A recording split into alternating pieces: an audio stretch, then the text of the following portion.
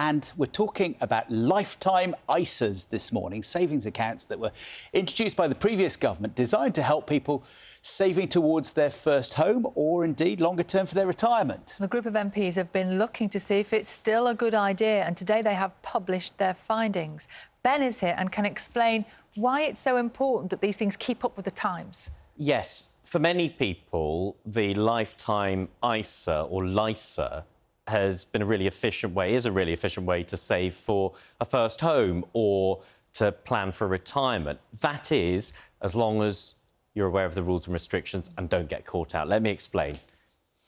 Good morning. It was back in 2016 when the then Chancellor, George Osborne, announced the Lifetime ISA, or LISA, which launched a year later. But now, almost a decade on, the question is it still fit for purpose? Just to remind you, it's a tax-free savings account which anyone aged 18 to 39 can open. You can save up to £4,000 a year until you're 50. At the end of each tax year, the government adds a 25% bonus to what you've paid into a LISA in that year. So you could get up to £1,000 as a free top-up annually, as well as tax-free interest on whatever you save. But here's the important bit. You can only withdraw money from it to buy your first home or for retirement once you're over 60. The only other scenario is if someone is terminally ill with less than 12 months to live. If you take money out for any reason other than those, there is a 25% charge on the amount you withdraw, and so you can end up with less money than you'd put in. And a report by MPs has found that nearly twice as many people made a so-called unauthorised withdrawal compared to the number of people who used their LISA to buy a home. A possible indication, they say, the product's no longer working as intended. They say the complexity means some people are losing out, and the MPs think the LISA might be stopping people from choosing other, more suitable investments to fund retirement.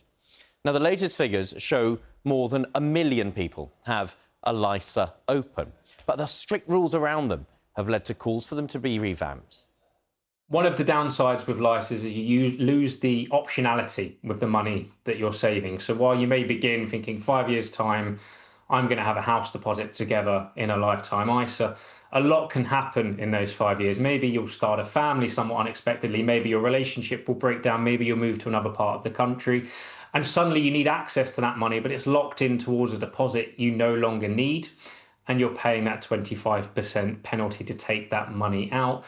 Financial situations can change as well. Energy prices skyrocketed in the last few years. I mean, 5 years ago, who knew that was going to happen? So there are plenty of reasons why thinking that long term and locking that money in could come back to bite you.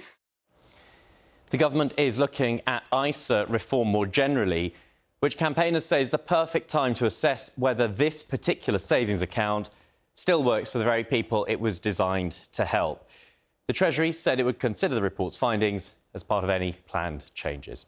Sally, John, I know we were debating the pronunciation. I've checked, and it is LISA, like Manelli, not Lisa, like Simpson. Or Tarbuck. Or Tar. Thank you, Ben.